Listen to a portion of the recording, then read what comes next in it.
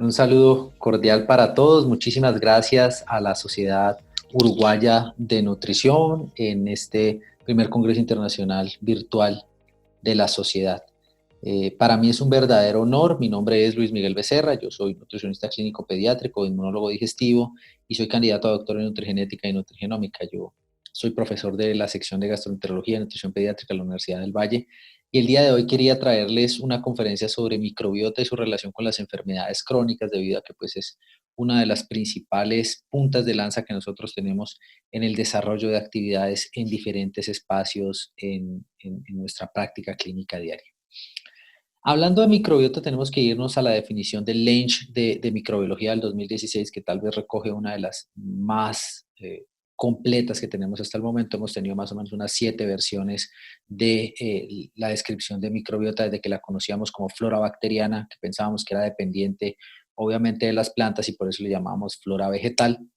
o flora bacteriana.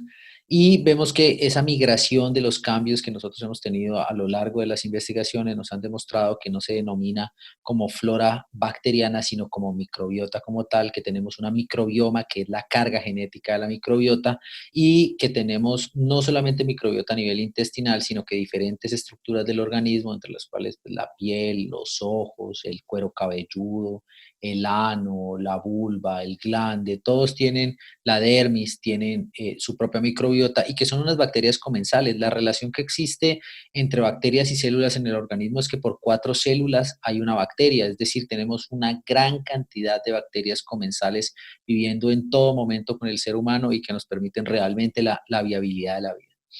Entonces, el conjunto de organismos vivos que habitan en el ser humano y que dependiendo de la cantidad y de la clasificación son realmente benéficos para múltiples procesos, tanto físicos como químicos, es como nosotros consideramos realmente la microbiota. La microbiota puede clasificarse anatómicamente según su localización y nosotros tenemos, por ejemplo, la microbiota vulvar, la microbiota anal, la microbiota gastrointestinal y la microbiota tegumentaria, que es asociada a la de la piel.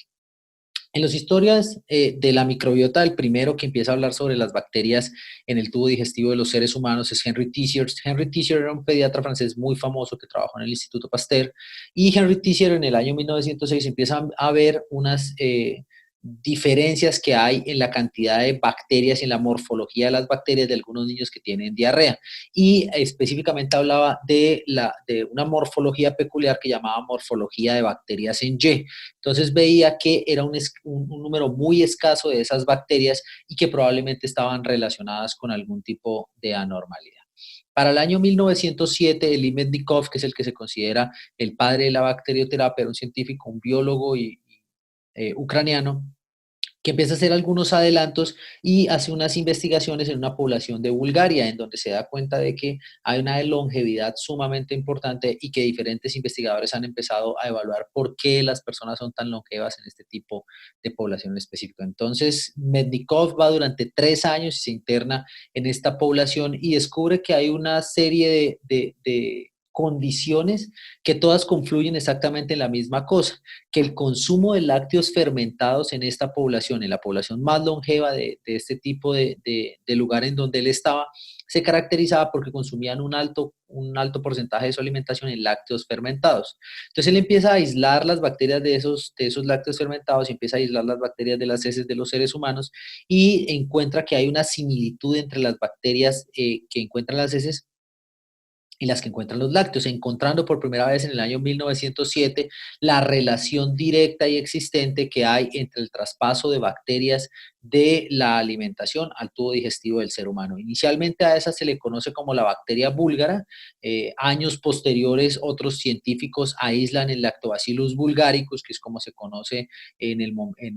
al momento de hoy, y se sabe que el Lactobacillus bulgaricus lo que apoya es el desdoble de la lactosa, y ese desdoble de la lactosa es una de las razones fundamentales de por qué hay una mejoría en la calidad de vida de algunas poblaciones que consumen lácteos fermentados.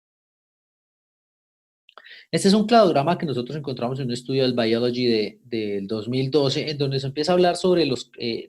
tipos, las familias, los géneros, las órdenes, las filias de las bacterias probióticas. Por ejemplo, nosotros vemos que los géneros son las actinobacterias, los fusobacterias, los firmicutes tipo bacillus, los firmicutes tipo Erythritella, las proteobacterias, que son gran proteobacterias, beta proteobacterias y epsilon proteobacterias, y las bacterias flavonas o flavoínicas, que son los géneros de los bacteroidetes. De ahí en adelante nosotros tenemos una descripción pues bastante importante y pormenorizada que nos ayuda a entender que bacterias probióticas, clases de bacterias probióticas, órdenes, filias y géneros, podamos llegar a tener miles en unas concentraciones muy específicas en algunas estructuras normales del intestino. Este es una diferenciación que hay entre los tipos de bacterias probióticas en general que nosotros tenemos dependiendo de la estructura en donde nosotros la veamos. Y si ustedes se fijan, la microbiota que nosotros tenemos a nivel axilar es una microbiota que es muy parecida a la de las plantas de los pies y a la de la ingle. En general, la razón por la cual las personas tienen que empezar a utilizar desodorantes es por la fermentación que se producen y los volátiles que producen algunas bacterias que se encuentran en específico en ese tipo de estructuras del organismo, que son muy parecidas, como les digo, si ustedes se fijan, las de las axilas a las de las plantas de los pies y las de la ingle. Hay una heterogeneidad sumamente grande en la microbiota vaginal y en la microbiota del glande y del pene en el hombre y pues obviamente la vaginal en la mujer, y eso nos explicaría muchas veces que hay algunas parejas que asisten a los servicios de salud producto de que posterior a relaciones sexuales en general cambian estas proporciones de bacterias probióticas que se tienen y se propende mucho más sobre las vaginitis o las balanitis en los pacientes. Esto ocurriría en gran medida por ese intercambio de fluidos y ese intercambio de bacterias probióticas que no son para nada homogéneas dentro del hombre y de la mujer. Antes nosotros teníamos una política que le llamábamos políticas de bacteria cero, y es que nosotros en general no pensábamos encontrar algunos tipos de bacterias que ya sabemos que son comensales. Es decir, si nosotros encontrábamos un Streptococcus pneumoniae, un Staphylococcus aureus en la nariz, en la garganta del paciente, considerábamos que era un paciente que estaba teniendo signos de infección y que al tener esos signos de infección se empezaban a generar mayor cantidad de problemas y por eso dábamos antibióticos. En las personas que trabajan, por ejemplo, en servicios de alimentación, saben que muchas veces después de esos frotis de garganta, de esos KOH de gargantas en donde se prescriben antibióticos, los manipuladores de alimentos tienden a tener muchas veces algunos eventos adversos, faringitis, faringoamigdalitis, que están asociados a eso, a esa pérdida realmente de las bacterias y la microbiota sana que se encuentra comensal en el ser humano. Es decir, nosotros tenemos que empezar ya a pensar que esas bacterias no necesariamente son patógenas, sino que en ciertas concentraciones y en ciertos momentos de la vida de las personas pueden llegar a ser necesarias para el mantenimiento de la vida. Dependiendo de la estructura del tubo digestivo, pues nosotros tenemos una mayor o una menor heterogeneidad de las bacterias probióticas. Sobre el estómago y la primera porción del duodeno, tenemos netamente el lactobacillus. Para el colon para el duodeno en su parte descendente, y de ahí en adelante hasta encontrar la primera porción del ilio, encontramos Lactobacillus y Streptococcus, y de la primera porción del ilion hacia el recto encontramos la mayor heterogeneidad de bacterias probióticas que tenemos en el organismo, y por eso la microbiota colónica tal vez es una de las más heterogéneas en conjunto con la microbiota de la piel. Eso nos explicaría en diferentes estructuras. Esta es una imagen que me gusta mucho cuando estamos hablando de bacterias probióticas y de recuperación del proceso de alimentación en diferentes pacientes, entendiendo si bien que en el duodeno es una fase que realmente se llama preparatoria, que realmente la absorción de nutrientes no es muy alta en el duodeno, sino que absorbemos hierro, calcio, magnesio y zinc. Eso haría entender por qué hay una heterogeneidad menor en la absorción en las bacterias probióticas en estructuras en donde la absorción no es tan grande, y podríamos llegar a tener una mayor heterogeneidad, un número mucho más grande y diferente de bacterias probióticas que explicarían en gran medida diferentes procesos evolutivos, diferentes procesos de alimentación y diferentes procesos en la recuperación de la ingesta de los pacientes. ¿Qué hacen las bacterias probióticas en el tubo digestivo? Tienen diferentes maneras de evaluarse, pero uno de los gráficos que me gusta más a mí presentar es el que está relacionado con el síndrome de intestino irritable y unos mecanismos de acción de los probióticos, que es un artículo que sale en el Bowel Diseases del 2009, en donde explica 6 condiciones específicas que la microbiota regula en enfermedades tanto crónicas como enfermedades agudas. La primera es una inhibición competitiva, obviamente, con los nutrientes que, digamos que la microbiota lo que es capaz es de fermentar carbohidratos y de desdoblar proteínas, lo que permite con ese desdoble de carbohidratos producir ácidos grasos de cadena corta, butirato, propionato y acetato. Hay una reducción del pH, es decir, a mayor concentración de bacterias probióticas, hay un pH intestinal mucho más bajo que se convierte en una acción bactericida. Eso hace que se propenda por mayor producción de inmunoglobulina A expensas de inmunoglobulina E, por eso diferentes estudios han encontrado mejoría en las alergias. Hay una inhibición competitiva en la adhesión, es decir, hay algunos estudios que han demostrado, por ejemplo, en los lactantes, el HMO, un tipo de oligosacárido de la leche materna que se llama el 2-fucosilactosa, tiene un sistema mimético que lo que hace es que la bacteria patógena se adhiere al HMO y no se adhiere necesariamente a la mucosa. Y al adherirse al HMO hay una menor probabilidad de que los pacientes con lactancia materna o que consumen oligosacáridos derivados o sintéticos similares a la lactancia materna puedan llegar a generar una mayor probabilidad de salud intestinal a lo largo del tiempo. Hay una secreción de algunos bacteriocinas, sobre todo los antibióticos. La lisozima es el principal antibiótico de las secreciones en el ser humano y es el que más induce la administración de probióticos. Por último, se sabe que en ese sistema de adhesión bacteriano también hay mayor probabilidad de presencia de moco y ese moco hace que las bacterias tengan una menor síntesis de adhesión y al tener una menor síntesis de adhesión hay menor probabilidad de que enfermedades crónicas puedan llegar a sobrellevar algunos tipos de reagudización. Las bacterias probióticas dependen de diferentes factores para poder proliferar, pero también tienen unas acciones específicas. Por ejemplo, en los hidratos de carbono, como yo les decía, lo que hacen es producir ácidos grasos de cadena corta, sobre todo el acetato sirve para acetil-CoA en el ciclo energético. Algo que se nos presenta mucho en los pacientes es esas sales de oxalato y esas sales de fitato que empiezan a generar problemas en la absorción de hierro y de calcio en diferentes pacientes. Entonces, hay una acción específica de las bacterias probióticas que lo que hace es desconjugar esas sales de ácido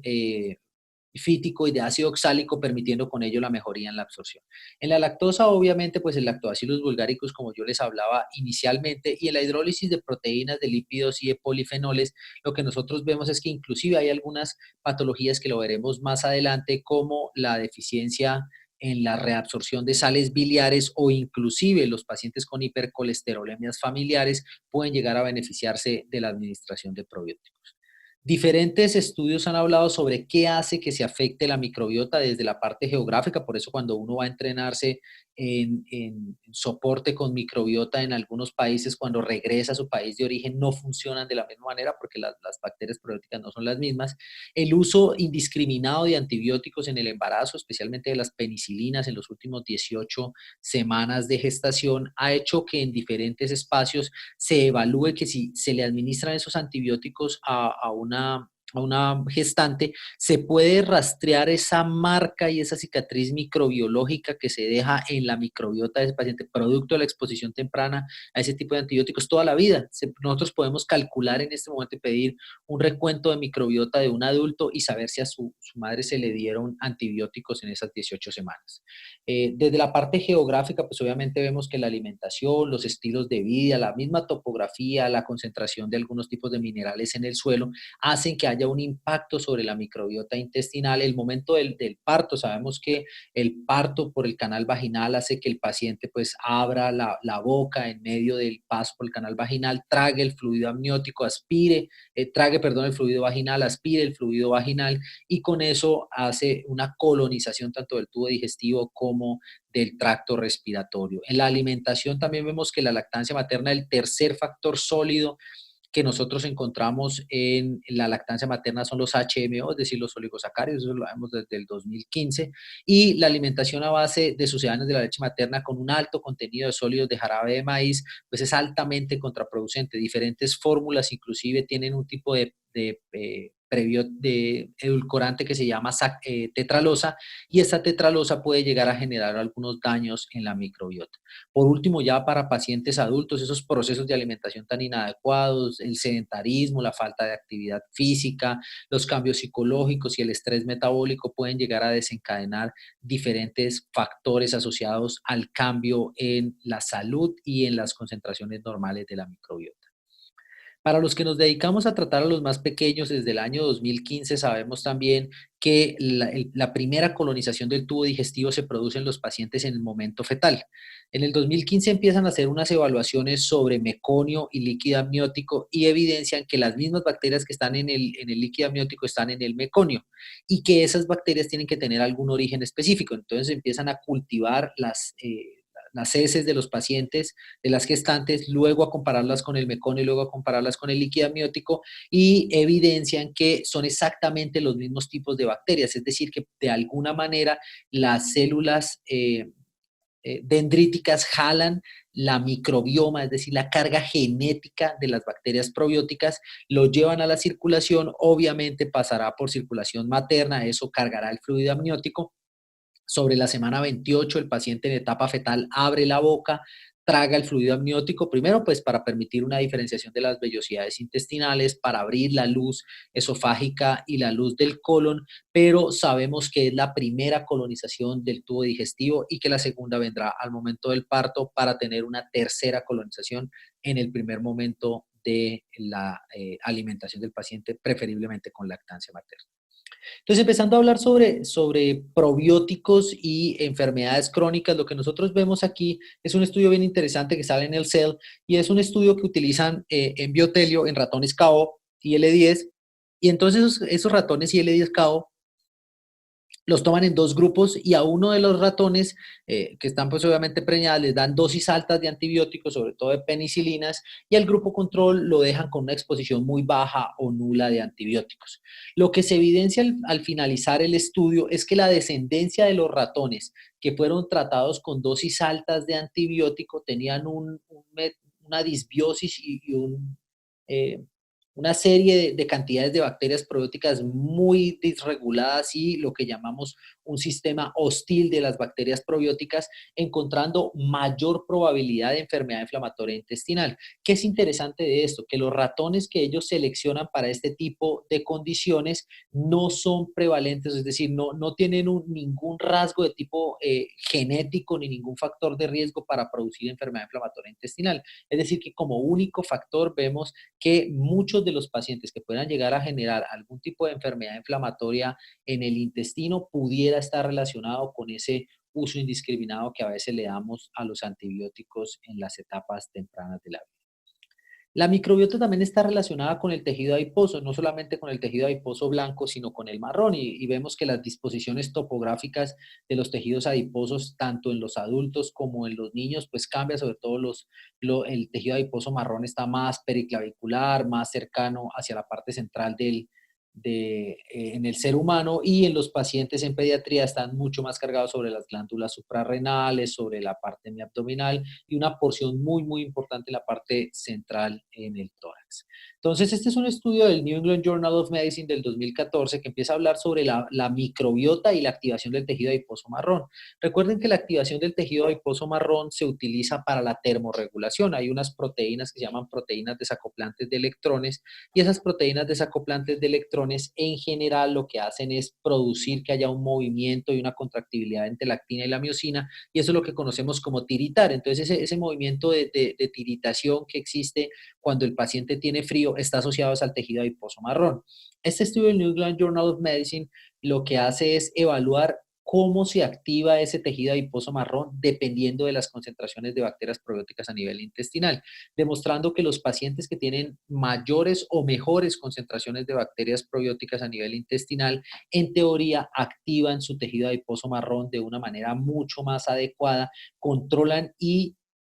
regulan su temperatura corporal de una manera mucho más estructurada y con ello se permite inferir que hay alguna relación entre el tejido adiposo lleno de mitocondrias y la salud del tubo digestivo.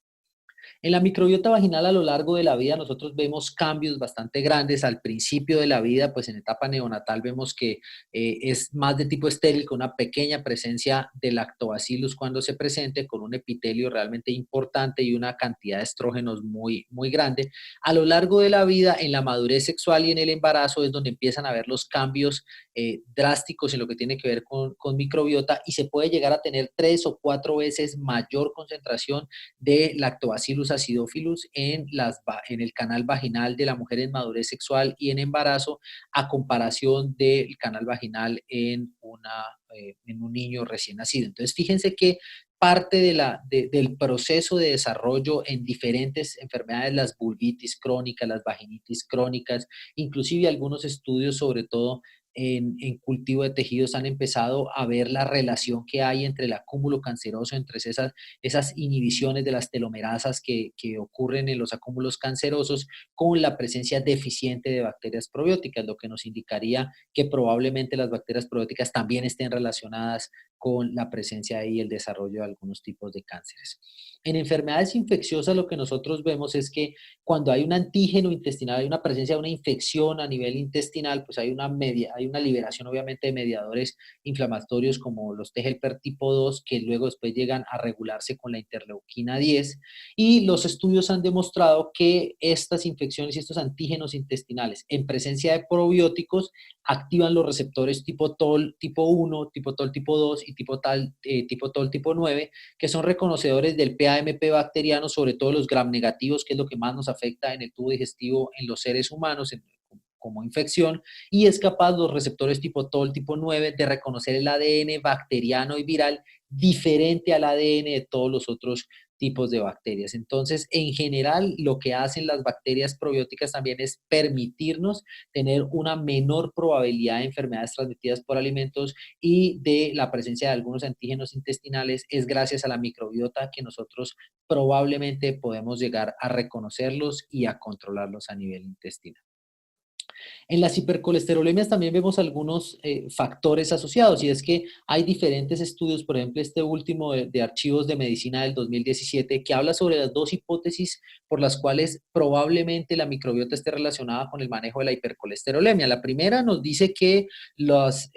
lactobacillus acidophilus, sobre todo, son capaces de reconocer el colesterol y utilizarlo como sustrato, y que no necesariamente solo fermentarían fibras insolubles. Y hay una segunda hipótesis, que es una segunda hipótesis que tal vez es un poco más aceptada, que dice que los lactobacillus y los bifidobacterias son capaces de contribuir al proceso de desconjugación de sales biliares a nivel del ilio distal y del colon proximal. Entonces, cuando hay una desconjugación de sales biliares, hay un menor reciclaje de sales biliares, entonces el hígado lo sensa,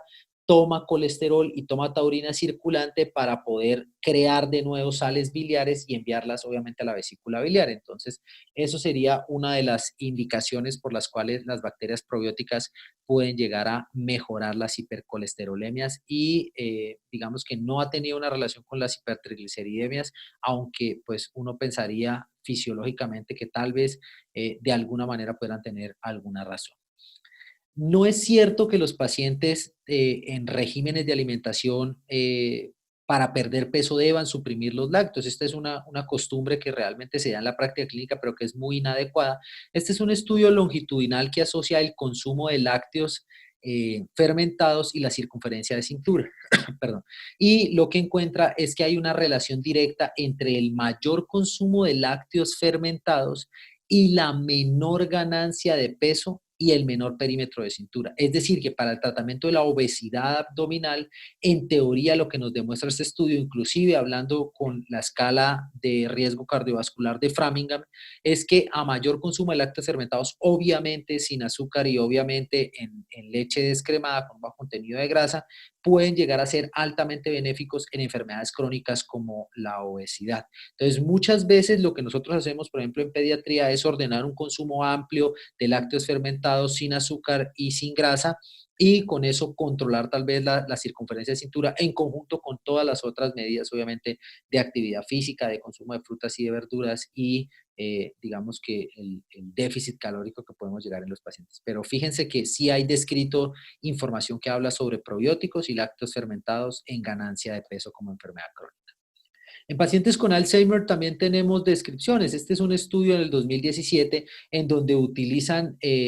o hacen necropsias de los pacientes con Alzheimer y encuentran que los pacientes que tienden a tener Alzheimer tienen concentraciones de hasta 10 veces más actinobacterias que los pacientes no portadores de la enfermedad. Eso nos indicaría grandemente de que debe haber alguna relación entre las actinobacterias y las enfermedades neurodegenerativas en el ser humano. Otra de las indicaciones importantes para empezar a pensar en la estabilidad de la microbiota del paciente en función no solamente de su proceso digestivo, sino de su misma estabilidad neuronal y cognitiva.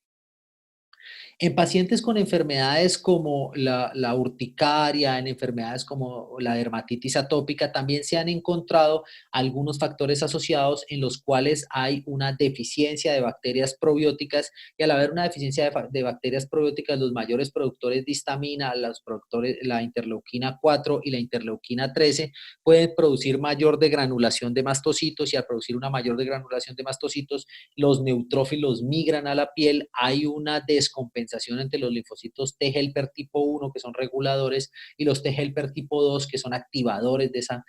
cascada inflamatoria, y por eso los pacientes con dermatitis atópica pueden llegar a generar mayores complicaciones cuando hay deficiencia de bacterias probióticas. Una de los nuevos avances que hemos tenido en tratamiento de bacterias probióticas es utilizarla en cremas de manera tópica y sí se ha evaluado una mejoría bastante importante. Hay algunos estudios, sobre todo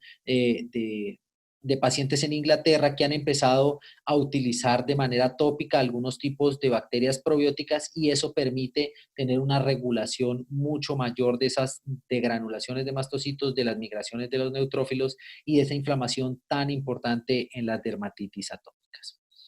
Un estudio súper interesante es este del 2013, en donde toman microbiota de una persona obesa y microbiota de una persona delgada o sana, se los trasplantan a algunos ratones que tienen un tubo digestivo completamente estéril, les dan a los dos ratones un régimen bajo en grasa y alto en fibra, que es lo que en general la mayoría de nutricionistas hacen, y evidencian que aún con el mismo régimen de alimentación bajo en grasa y alto en fibra, los ratones que han sido trasplantados con las bacterias probióticas del paciente obeso desarrollan un aumento de la adiposidad, mientras que los ratones que han sido trasplantados con la microbiota de los pacientes sin sobrepeso mantienen un estado nutricional adecuado, lo que nos podría ayudar a inferir que la obesidad no es solamente restricción calórica y actividad física. Muchas veces eso no funciona en los pacientes. Entonces, tal vez la recuperación de la microbiota o inclusive el trasplante de microbiota fecal, que cada vez lo hacemos más en diferentes patologías y ya no solamente en infecciones por Clostridium difficile, puede llegar a convertirse en un pool de acción importante.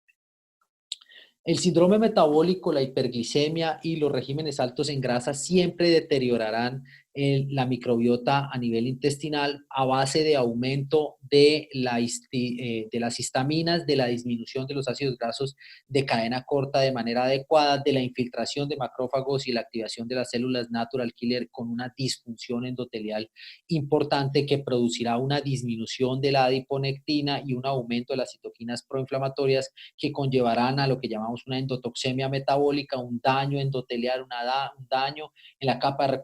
de recubrimiento vascular que producirá con ello mayor probabilidad de enfermedades que estén relacionadas con este tipo de estructuras y que todo nace esencialmente en la deficiencia de varios tipos de bacterias probióticas, es decir, diferentes estudios, por ejemplo, este estudio de esta imagen del 2013, que habla sobre cómo la microbiota tiene una relación directa tanto con la endotoxemia metabólica como con las disfunciones de la barrera intestinal. Las aplicaciones de los probióticos, como les digo, en